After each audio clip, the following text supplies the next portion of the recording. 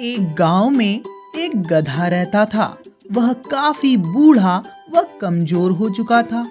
गांव के बाहर एक काफी पुरानी कुआं थी जो अब सूख चुकी थी और गांव के लोगों के लिए किसी काम की न थी। यह बूढ़ा गधा किसी तरह घूमते फिरते घास खाता हुआ उस कुएं के पास जा पहुंचा और अचानक पैर फिसलने की वजह से उस कुएं के अंदर गिर पड़ा।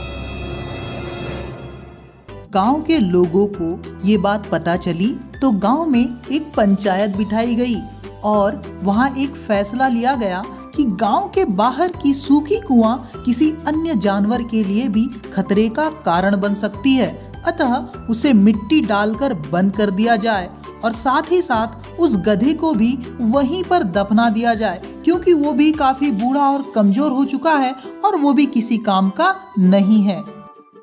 इधर पंचायत की मीटिंग खत्म करके उस गधे के मालिक अपने घर की तरफ जाने लगे और घर पहुंचकर पंचायत के इस फैसले के बारे में घर के लोगों को बताया। तब उनकी बेटी ने उनसे पूछा, पापा, क्या हम उस गधे को कुएं से बाहर नहीं निकालेंगे? क्या उसे वहीं दफना दिया जाएगा पापा? हाँ बेटा, वो गधा अब काफी बूढ़ा व कमजोर हो चुका है। अब वो हमारे किसी काम का नहीं रहा। उसे निकालकर भी हमें कोई लाभ नहीं होगा। कैसी बातें करते हो जी?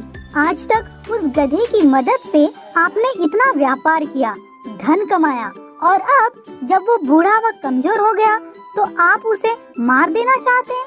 ये कैसा इंसाफ है? मेरे पास इतना फिजूल का पैसा नहीं है कि मैं उसे बाहर निकलवाऊं। वैसे भी वो कुआं और गधा दोनों किसी काम के नहीं रहे। गधे को वहीं मिट्टी डालकर दफन करने में ही सबका फायदा है और गांव के लोगों का भी यही सुझाव है भाग्यवान। ट्रैक्टर की मदद से उस सूखी कुएं में मिट्टी डालने का काम शुरू कर दिया गया। सबको ऐसा लग रहा था कि वो गधा भी इस मिट्टी में दबकर मर जाएगा। बेचारा बूढ़ा और कमजोर भी तो हो चुका था। गधे के ऊपर मिट्टी गिरने लगी। वह मरना नहीं चाहता था, उसके अंदर जीने की उम्मीद थी। वह अपने ऊपर आती हुई मिट्टी को हिल-डुल कर हटाता रहा। जब उसके पैर मिट्टी में धंसने लगते तो वह उन्हें ऊपर की ओर खींच लेता। इस तरह लोग मिट्टी डालते रहे और वह उस मिट्टी को हटाता रहा और धीरे धीरे ऊपर आने लगा। कुआं धीरे धीरे मिट्टी से भर गई और गधा भी सुरक्षित रूप से बाहर आ गया। हमने सीखा, चाहे जीवन में कितनी भी समस्या आए, लेकिन हमें कभी हार नहीं माननी चाहिए, सरेंडर नहीं करना चाहिए। उनका पूरी ताकत के साथ सामना करने की कोशिश करनी चाहिए।